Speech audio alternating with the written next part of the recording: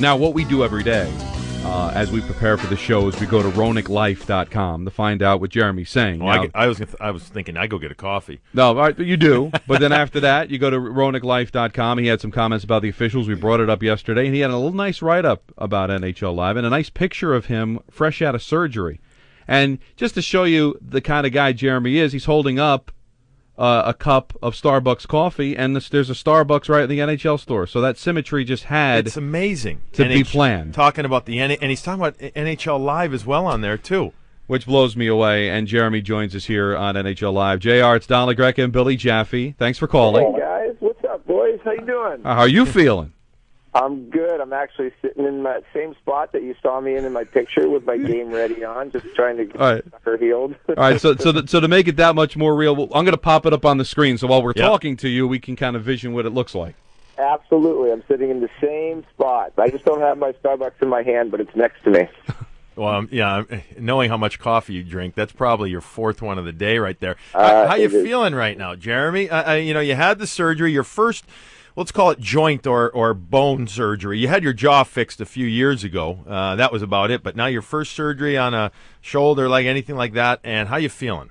I feel actually pretty good. And it is kind of amazing with all the years I've played, and this is the first real kind of surgery that I've had on my body. I mean, the jaw is one thing, but to not have it on my knees. I've hurt my knees 3 or 4 times, and for me not to have a shoulder injury in 20 years, it's pretty unbelievable. But I feel pretty good. I've been pretty fortunate to go this far, and I think with the time left in the season, it was a good time to get this thing done, and I have enough time to get back and ready for the playoffs. So I'm pretty disappointed it had to happen, but I feel pretty good, Jeff. Now, we got an emailer that emailed us earlier in the week taking exception to the fact that the Festerling hit on you was pictured on the Anaheim website, and the San Jose Shark fan thought that was cheesy. Now, did that bother you that they did that?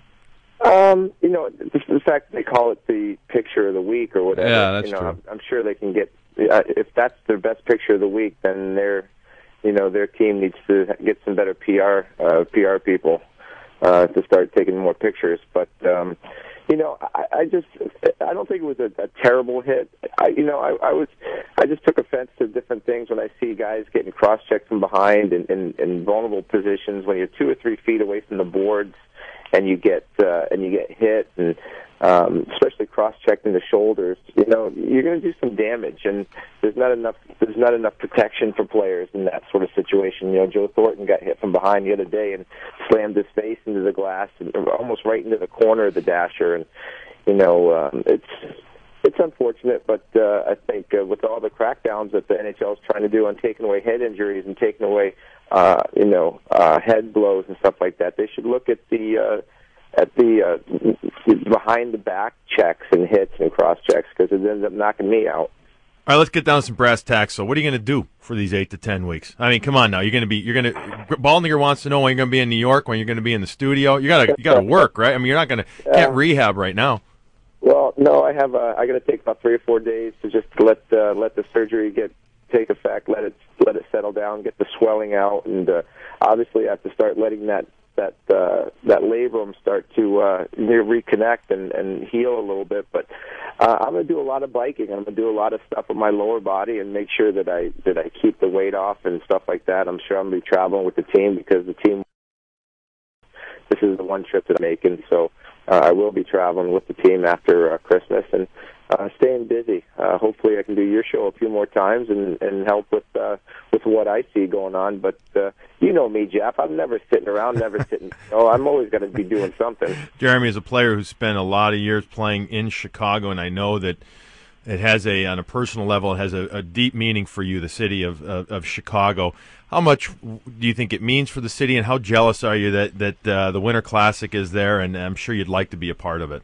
Oh, I think it's awesome, especially to be in Wrigley Field like that. That's just, it was one thing last year to have it outside and where they had it last year, but now it's getting a little bit more a tradition behind it, to have it in probably one of the best baseball stadiums in all sports, if not the best, with one of the best rivalries and matchups in NHL history.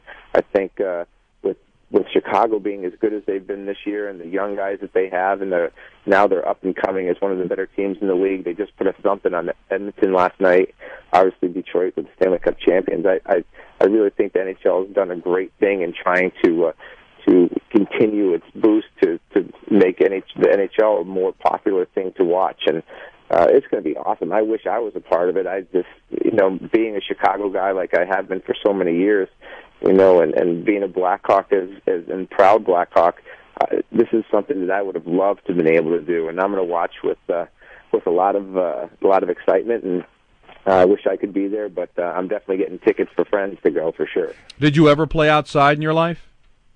Oh, absolutely. When I was a kid, when I was younger, growing up in the East Coast, I played in a place called Bear Mountain, which is in New York, when I was a kid, and Bear Mountain, New York, was outside, and we had to get dressed in this little warming hut and go outside and wheel around. No roof, no sides, no nothing, and snow, and it was those were fun days. But I wouldn't want to venture that way more than just once a year.